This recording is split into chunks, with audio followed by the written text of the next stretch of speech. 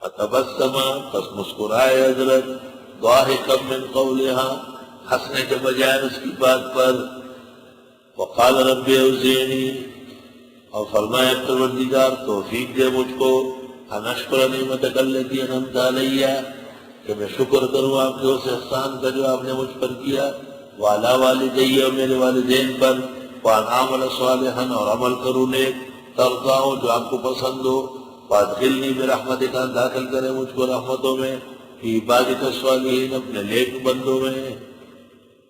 حضرت سلیمان نے دعا مانگی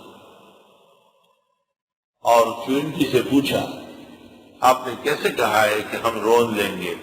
چونٹی نے کہا حضرت میں نے کہا ہے وَهُمْ لَا يَشْعُرُونَ، آپ کو پتہ نہیں چلے گا، یہ نہیں کہ قصدن مارے۔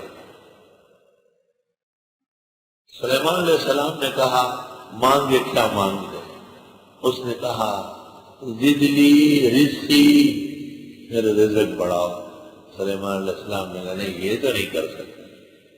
زدلی اجلی، میری عمر بڑھاؤ۔ سلیمان نے کہا یہ بھی نہیں کر سکتا۔ تو اس نے کہا مجھے اور کچھ نہیں چاہیے۔ اس کے بعد سلیمان علیہ السلام جب تخت پر بیٹھتے تو سر پیچھے ہوتا تھا۔ وزیروں نے پوچھا حضرت کیوں؟ فرمایا چونٹی نے خاموش کیا ہے، نہ رزق میں اضافہ کر سکتا ہوں نہ عمر میں کر سکتا ہوں۔ وَتَفَقَّدَ الطَّيْرَ، حاضری لی حضرت نے پرندوں کی۔ تفقد کون ہے کون نہیں ہے، صبح سویرے حاضری ہوتی ہے۔ حاضری جس درس کی نہ ہو وہ درس نہیں۔ تین چیزیں ہیں، ایک اوقات کی تعین، دوسری حاضری، تیسرا امتحان۔ اس کے بغیر جو درس دے وہ درس کی توہین کر رہا ہے۔